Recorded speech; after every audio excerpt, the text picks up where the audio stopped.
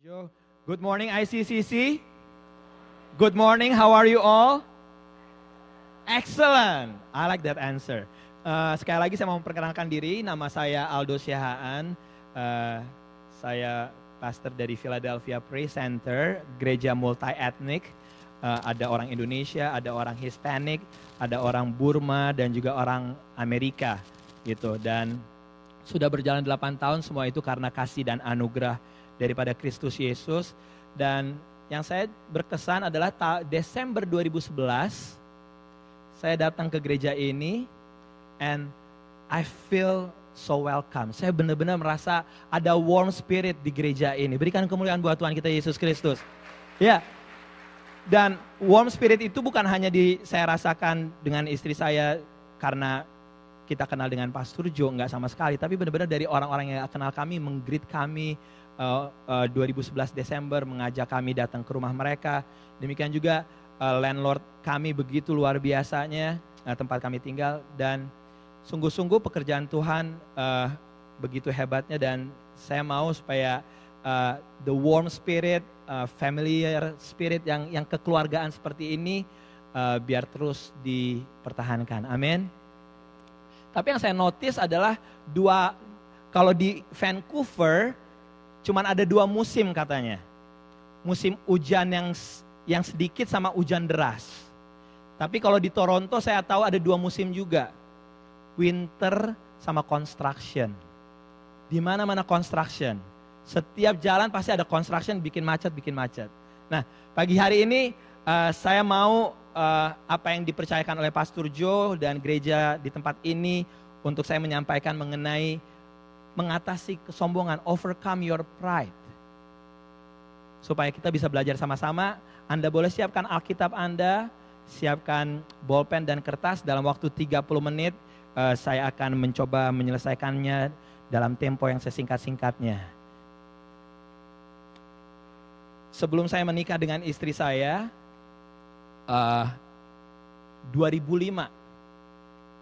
Jadi tahun 2005 saya dekat sama satu cewek ceritanya gitu. Saya deketin, nah tiba-tiba keluarganya tuh kayaknya gak setuju sama saya. Sisternya telepon dari Indonesia pas kebetulan ada saya di situ dan di speakerphone. Dan dibilang apa? Kamu pokoknya gak boleh sama si Aldo ya. Satu, dia tuh pribumi, bukan orang Chinese. Saya ngedengar literally, dia tuh pribumi. Kedua, dia bukan tamatan Amerika. Karena anak ini tamatan Amerika. Dia bukan tamatan Amerika. Begitu yang ketiga dia bilang, dia tuh illegal di Amerika. Padahal waktu itu saya sedang proses untuk green card saya. Gitu. Wow. Saya ngedengar gitu, saya merasa kayaknya saya dikecilin nih. Ini keluarga kok sombong banget gitu. Begitu dia bilang gini, nanti papa akan datang berapa hari lagi. Beneran. Bapaknya datang dari Indonesia. Dan serunya lagi waktu itu habis kebaktian papanya datang di kebaktian. Setelah selesai kebaktian saya salamin orang-orang. Gak tahu kenapa saudaraku, tiba-tiba bapaknya naik ke panggung ambil mikrofon. Nah petugas sound systemnya juga kayaknya ya biasa aja. Toto bapaknya ini ambil mikrofon bilang gini, saya gak setuju anak saya dengan Aldo, pemimpin kalian. Gubrak gak? Di depan orang-orang. Dia itu pribumi, dia itu tidak tamatan Amerika, dan dia itu illegal immigrant. Gubrak nggak? Begitu petugas sound systemnya karena kaget dia nggak bisa ngecilin. Dia kaget, saya sendiri kaget, satu ruangan gereja pada kaget. Kok bapaknya gitu? Udah deh. To make the story short, akhirnya saya end the relationship. Saya merasa bahwa keluarga ini tidak respect saya. Saya direndahkan. Gitu. Nah ternyata kalau kita baca di dalam Lukas 18, kalau kita buka Lukas 18 saya akan bacakan bahwa apa sih kesombongan? Lukas 18 ayat 9 sampai 14, kalau Anda punya Alkitab boleh buka. Ini perumpamaan tentang orang Farisi dengan pemungut cukai. Dan kepada beberapa orang yang menganggap dirinya benar dan memandang rendah semua orang, Yesus mengatakan perumpamaan ini. Jadi gini, sombong itu cuma dua hal yang bisa yang seputarannya. Kalau dia apa? Menganggap dirinya benar dan memandang rendah orang lain. Kita udah bisa menyebut dia orang sombong pada saat dia menganggap dirinya benar dan memandang rendah orang lain. Dan keluarga ini memandang rendah saya dan menganggap dirinya dia Chinese lebih super power, anaknya tamatan Amerika lebih super, dan anaknya punya status, saya nggak punya status pada saat itu. It's okay. Nah, ayat 10. Ada dua orang pergi ke bait Allah untuk berdoa. Yang seorang adalah Farisi dan yang lain pemungut cukai. Orang Farisi itu berdiri dan berdoa dalam hatinya begini. Ya Allah, ini pasti dengan sombongnya. Aku bersyukur kepadamu karena aku tidak sama seperti semua orang lain. Saya bukan perampok. Saya bukan orang lalim, saya bukan pezina, dan saya bukan juga seperti itu loh pemungut cukai ini.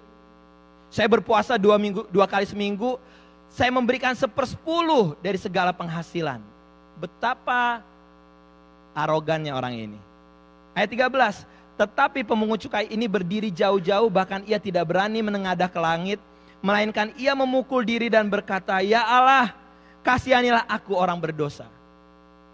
Ayat 14 kuncinya saudaraku. Aku berkata kepadamu, orang ini pulang ke rumahnya sebagai orang yang dibenarkan Allah dan orang lain itu tidak. Sebab barang siapa meninggikan diri, ia akan direndahkan, dan barang siapa merendahkan diri, ia akan ditinggikan. Amin. Amin saudaraku. Bahwa ternyata kesombongan daripada orang Farisi ini gak berkenan di hadapan Tuhan. Nah, apa yang saya alamin baru saya ngerti bahwa bukan saya membela diri, bahwa itulah saya direndahkan. Mungkin ada di antara kita di ruangan ini yang pernah juga mengalami bully, mengalami, oh orang ini kok underestimate banget sih sama saya. Atau mungkin kita orang yang pernah begitu sombongnya. Nah, pagi hari ini kita akan belajar bahwa bagaimana untuk mengatasi kesombongan. Sebelum saya mengatasi kesombongan, saya mau kasih tahu, kebanyakan kenapa orang sombong? Karena dia punya kekurangan yang ingin ditutupin. Dia punya kekurangan yang ingin ditutupin. Yang kedua adalah karena lingkungan membentuknya. Keluarga membentuknya, lingkungan membentuk hingga orang ini menjadi sombong. Saya nggak percaya kalau dari lahir ini anak sombong, enggak. Pasti ada keluarga dan lingkungan yang membentuk hingga anak ini atau orang ini menjadi orang yang sombong. Nah, Amsal 16 ayat 18 berkata gini, tinggi hati mendahului kehancuran. Jadi pada saat kita udah tinggi hati, itu awal kehancuran saudaraku. The story of Titanic, itu story kesombongan. Pada saat dibilang gini, oh kapal ini gak akan bisa hancur. Bisa bertahan dengan luar biasa di tengah badai segala macam. At the end apa? Dalam peluncuran pertamanya Titanic apa? Hancur. Muhammad Ali menyatakan dirinya apa? I'm the greatest. Dia menyatakan bahwa, oh saya yang terbesar. Tinggi hati adalah awal kehancuran. Dan kita tahu sekarang nasibnya Muhammad Ali gimana? Dia Parkinson. John Lennon, saya lebih populer daripada Tuhan Yesus. Itu statement kesombongan, tinggi hati mendahului kehancuran. Dan apa yang terjadi? Nah, long after dia bikin statement kayak saya begitu, saya lebih besar, saya lebih super daripada, lebih populer daripada Tuhan Yesus, dia ditembak mati. Nah, kita harus tahu bahwa kesombongan itu adalah dosa. Dosa yang sama seriusnya, bahkan lebih serius daripada dosa perzinahan, dosa kebohongan, dosa mabuk, pesta pora segala macam. Ini dosa yang serius juga saudaraku. Nah, pagi hari ini kita belajar sama-sama bagaimana mengatasi kesombongan. Dan saya berdoa biar Roh Kudus berbicara untuk apa yang saya sampaikan ini bukan sekedar informasi, tapi mentransform kehidupan kita. Amin. Amin. Nah, saya mau baca dari Matius 7. Kalau Anda ada Alkitab, boleh buka.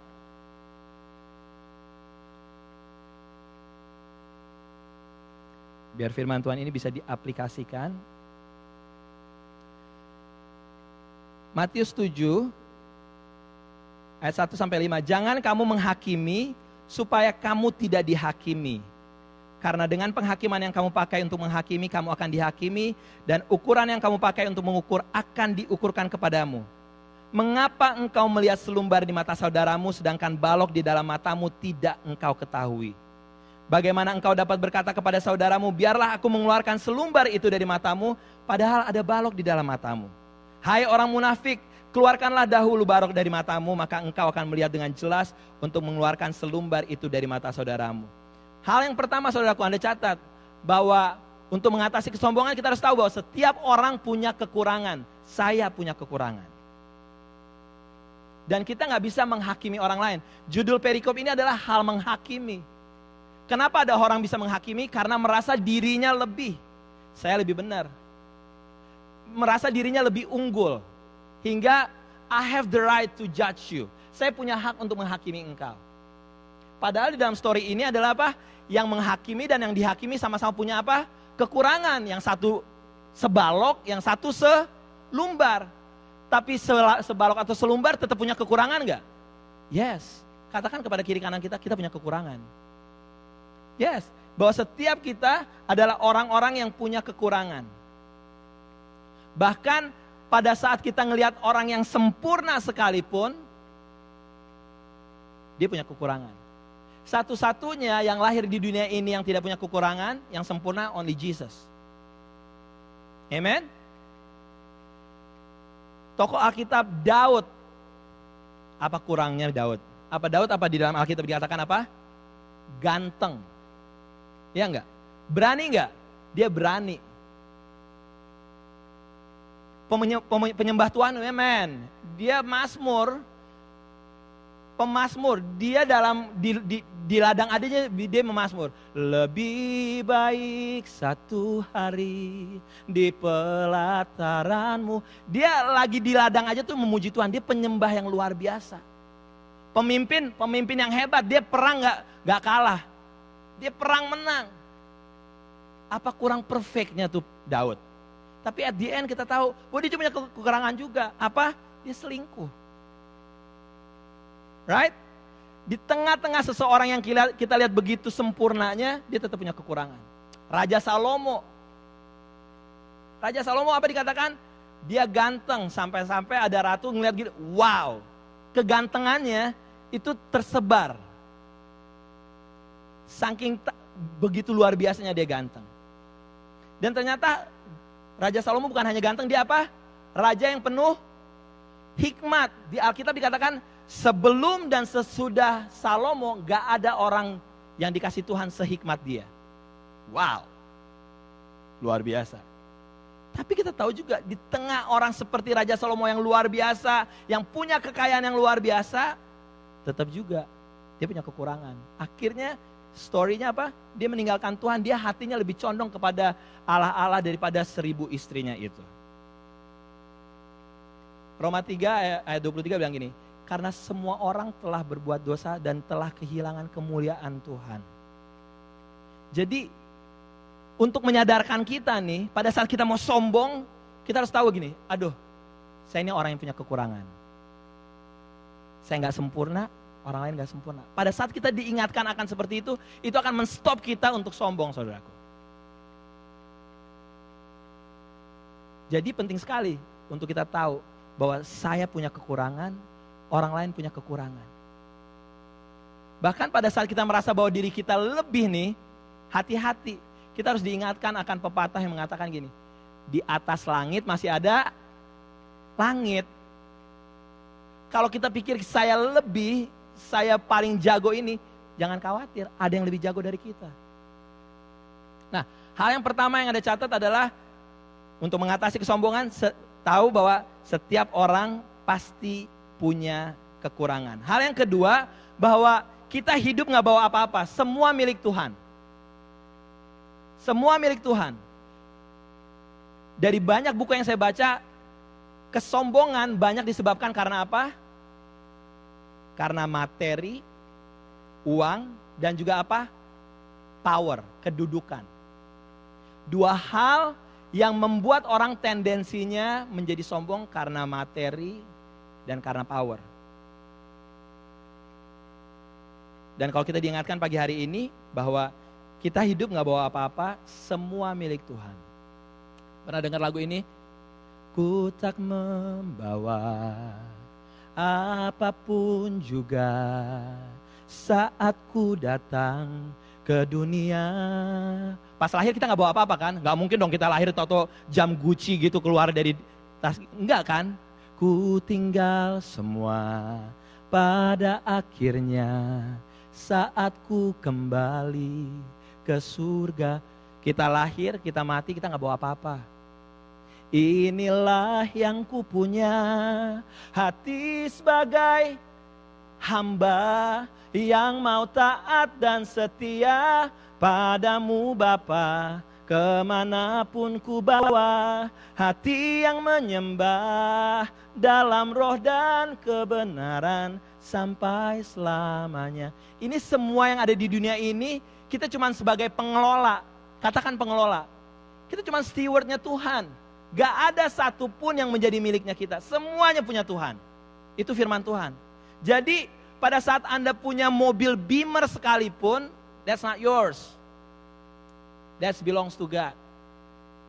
Kita cuma sebagai pengelola. Pada saat kita punya posisi yang baik, that's not yours.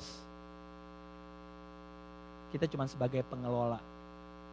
Bahkan yang ngerinya lagi Pak Surjo, saya ngelihat kalau di Indonesia, hamba-hamba Tuhan yang katanya hamba Tuhan besar, karena power juga ngeri. Tas aja dibawain pakai asisten. Nah lo lah hamba Tuhan apa hamba apa sih? Hamba Tuhan tapi tasnya dibawain. Wah, sikap hambanya juga gak ada. Gitu. Padahal yang dibilang ini, sekarang ngebayang gak kalau dibilang ini, inilah yang ku punya hati sebagai hamba. Kita pembantu, waktu di rumah, Tuhan saya mau pergi dulu, bawa mobil. Mobilnya di mana? Saya parkir di rumah saya. Lah, mobil siapa? Mobil Tuhan. Tapi kita berbuat seolah-olah bahwa itu punya siapa? Punya kita. 6, ya Tuhan, TV plasmanya di mana? Oh di kamar saya. Berantem gak sama Tuhannya? Iya gak? Karena kita bertindak seolah-olah bahwa itu adalah TV kita. Padahal itu adalah TV Tuhan kita. Sama juga dengan kehidupan kita. Kita harus sadar bahwa semuanya adalah milik Tuhan. Semuanya adalah milik Tuhan.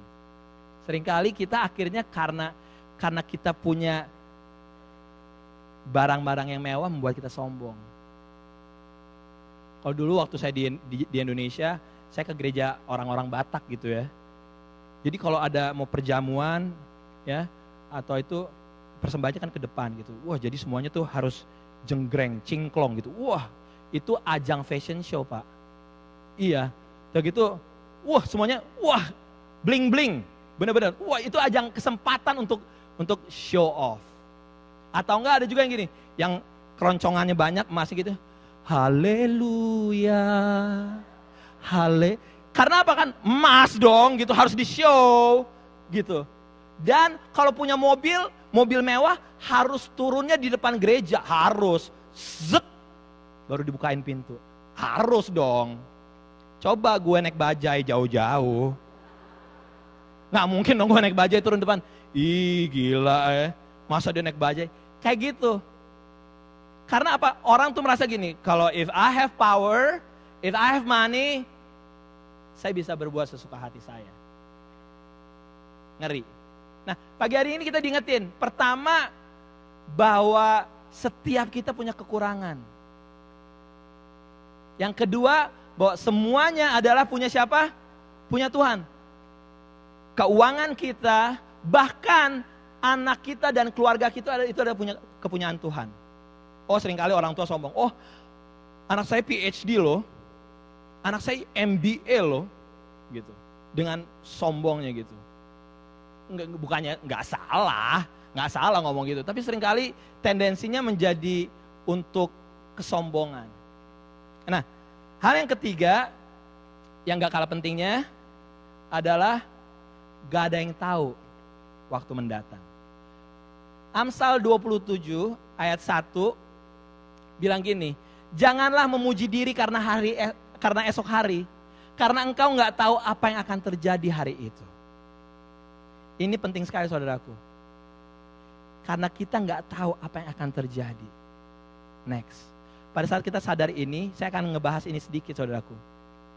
Kita akan tahu bahwa gak semestinya untuk kita underestimate orang lain, atau tidak semestinya kita merasa lebih daripada orang lain.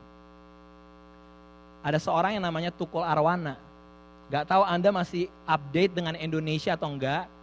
Saya juga udah sekian belas tahun di Amerika, tapi saya tetap update dengan Indonesia.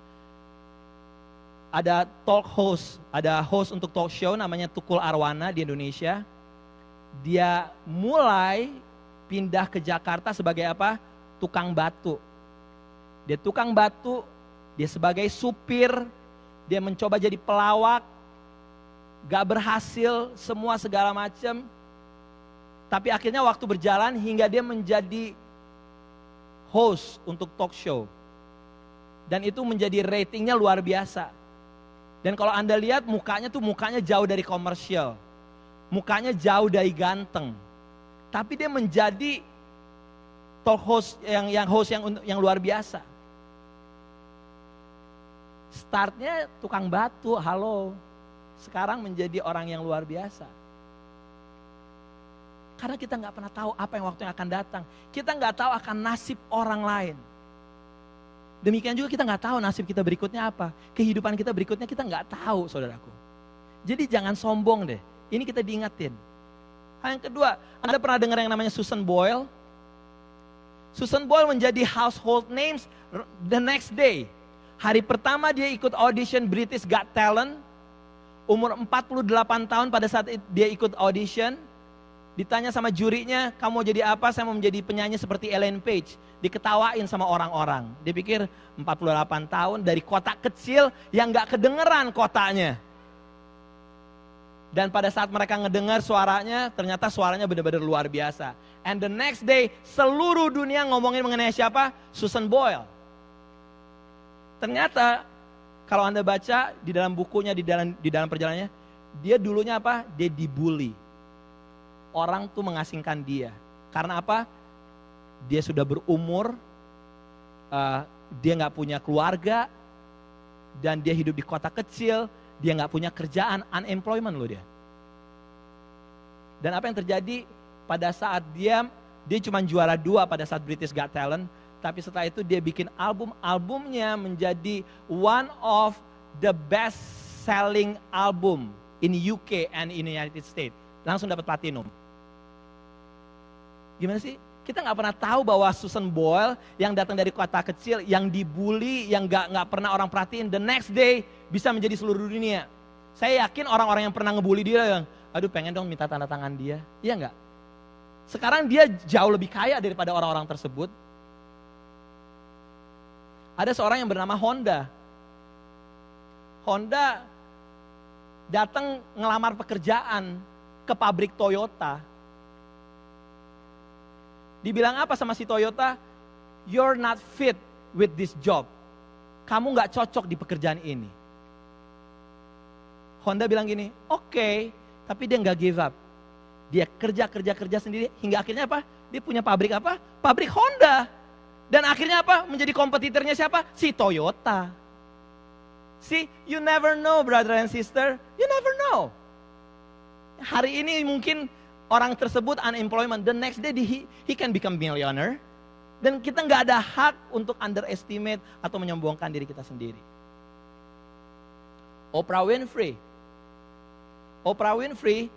dia pernah kerja, belum jadi anchor, belum jadi TV anchor, hingga akhirnya dia di-fired, dia dikeluarin.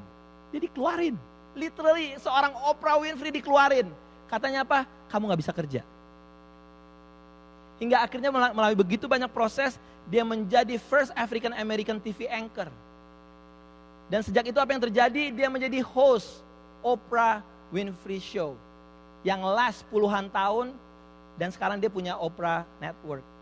Gimana sih orang dari yang di-fired, yang katanya gini, gak cocok, kamu gak bisa kerja. Now, she became, wow, household name. Orang ngomongin Oprah. So, kita nggak pernah tahu waktu yang akan datang. Nggak pernah ada yang tahu waktu yang akan datang. Jadi pagi hari ini, apa moral message yang mau saya sampaikan lewat cerita 4 orang tersebut? Moral message-nya cuma gampang. Sebagaimana pengkhotbah, segala sesuatu ada waktunya. Ada waktu nantinya kita juga akan, ada waktu kita kuat, ada waktu kita lemah. Pada saat kita kuat, kita jangan neken yang lemah. Ada waktu mungkin kita di atas, saudaraku. Ada waktu kita di bawah. Segala sesuatu ada waktunya. Kita nggak pernah tahu apa yang akan terjadi next. Sebagaimana kehidupan kita, juga kehidupan orang lain. Nah, saya mau menyampaikan cuma 3 hal ini yang paling penting yang Tuhan taruh di hati saya, bahwa untuk mengatasi kesombongan, kita harus tahu satu, bahwa setiap orang punya kekurangan. Pada saat kita sadar, saya punya kekurangan, orang lain punya kekurangan, itu akan mengontrol kita untuk kita nggak sombong. Hal yang kedua, pada saat kita tahu bahwa semua ini hanya titipan dari Tuhan, saya cuma stewardnya Tuhan, itu juga akan mengontrol kita untuk kita sombong. Dan hal yang ketiga, kita nggak pernah tahu apa yang akan terjadi next. So, nggak semestinya saya untuk underestimate, merendahkan orang lain, dan tidak semestinya untuk saya membanggakan diri saya sendiri atau melebih-lebihkannya. Saudaraku, bayangkan pada saat godly character, instead of kesombongan, adanya kerendahan hati di dalam diri kita, itu muncul. Pada saat orang berlebih gini, gila, I like that person, saya suka loh dia loh. Kenapa? Kenapa ya, orangnya tuh kayaknya rendah hati banget loh. Kita menjadi surat Kristus yang terbuka, amin. Kita menjadi surat Kristus yang terbuka dan luar biasa. Daripada gini, aduh gue malas deh sama deket-deket dia, ngomongnya gede. Sering kan gitu pada dengerin, aduh malas ngomongnya gede. Dulu tuh kalau saya di Indonesia, ngomongnya dulu mulu. Dulu tuh kalau saya di Indonesia, saya tuh pegang perusahaan 15, sekarang kuli bangunan. Udah nggak usah ngomong dia dulu, nggak usah ngomongin yang dulu. Sering kali kita gini, dulu tuh saya tuh kalau di Indonesia naik BM, sekarang TTC, ya udah biasa aja, gak usah dilebih-lebihkan. Nah, saya mau kasih tahu saudaraku, bahwa pada saat kerendahan hati kita lebih dominan, lebih muncul, kehidupan kita menjadi berkat yang luar biasa. Ada satu jemaat, teman pelayanan di PPC, namanya Dede. Dia cuma kerja biasa, dia cuma kerja di Delhi. Dia kerja, tapi orangnya tuh santai, dia nggak pernah nyombongin diri. Kerja setahun, 2 tahun sama teman kerjanya. Toto tahun keempat, temennya orang Islam, namanya Pak Halim. Gak pernah di preaching, gak pernah, si Dede ini gak pernah sebutin ayat-ayat Alkitab. Pada mulanya, gak pernah. Jadi karena begitu besar kasih Tuhan, kasih Allah, gak pernah. Dia cuma berteman dan gak pernah kehidupannya tuh disombongkan. Tahu gak si Pak Halim ini tahu gimana? One day, out of nowhere, Dek, saya mau dong jadi orang Kristen. Gubrak gak lo?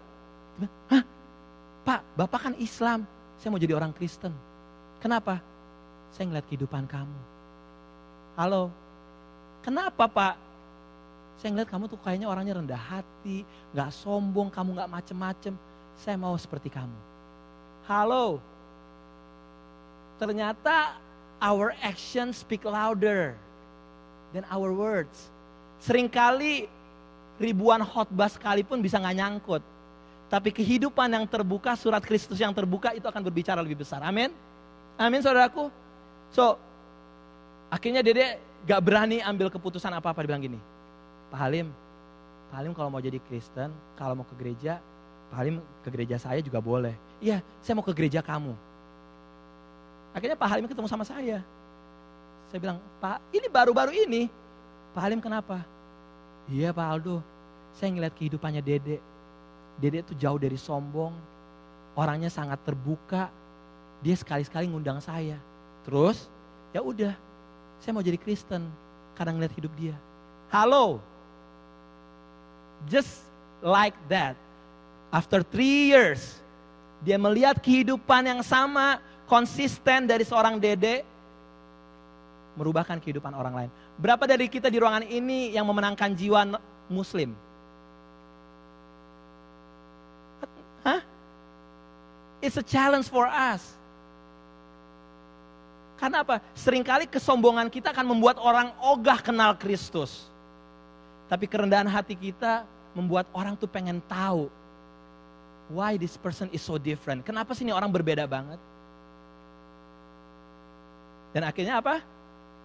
Pak Halim akhirnya terima Tuhan Yesus, dia dibaptis. Dan dia terus mencari Tuhan, belajar kebenaran firman Tuhan. Amin saudaraku. Amin, kita berikan kemuliaan buat Tuhan kita Yesus Kristus. Haleluya, saya senang sekali waktu ngedengar itu. Saya bilang gini, I always share about the story of Dede ke orang-orang. Walaupun dedeknya tuh gak pernah cerita. Tapi mari kita menjadi surat Kristus yang terbuka. Di mana orang melihat kerendahan hati kita. Tanpa harus kita ngomongin. Kalau udah kita ngomongin tandanya, gue orang rendah hati loh. Udah sombong. Iya enggak? Saya ini orang rendah hati loh. Iya loh. Bukan rendah diri ya, rendah hati. Ya, kalau rendah diri minder dong. Ya, saya orang rendah hati. Nah, pagi hari ini saudaraku, dari ketiga hal ini kita diingetin bahwa setiap kita punya kekurangan. Gak layaknya saya sombong. Bahwa semuanya adalahnya punya Tuhan. Gak selayaknya saya sombong. Bahwa saya gak tahu apa yang akan terjadi next. Gak selayaknya saya sombong. Nah, to close this, dibutuhkan kejujuran buat setiap kita. Dibutuhkan setiap kita ambil waktu, be honest to yourself. Ini, Anda boleh ngedengerin firman Tuhan ini, tapi kalau Anda gak jujur terhadap diri Anda sendiri, saya ini orang yang sombong gak sih? Apa perkataan saya terlalu gede-gede gak sih? Apa saya underestimate orang lain gak? Dibutuhkan kejujuran terhadap diri sendiri. Dan pada saat kita jujur kepada diri kita sendiri, maka kita mau untuk dirubahkan, kehidupan kita akan menjadi luar biasa. Jujur terhadap diri sendiri dan mau hidupnya dirubahkan, maka semuanya akan luar biasa. My challenge to all of you adalah begini. Kita ambil waktu untuk bicara terhadap diri sendiri. Apakah kata-kata saya sombong? Apakah sikap saya sombong? Apakah mata saya sombong? Di Amsal dikatakan mata sombong itu suatu kejijian bagi Tuhan. Apakah kesombongan saya lebih muncul atau kerendahan hati saya lebih muncul? Mari kita bangkit berdiri saudaraku. Saya mengundang untuk pemain keyboardnya maju ke depan. 3 hal saya mau ingatkan untuk bagaimana kita overcome our pride. Bahwa semuanya milik Tuhan. Kita nggak tahu apa yang akan terjadi next. Dan setiap kita punya kekurangan.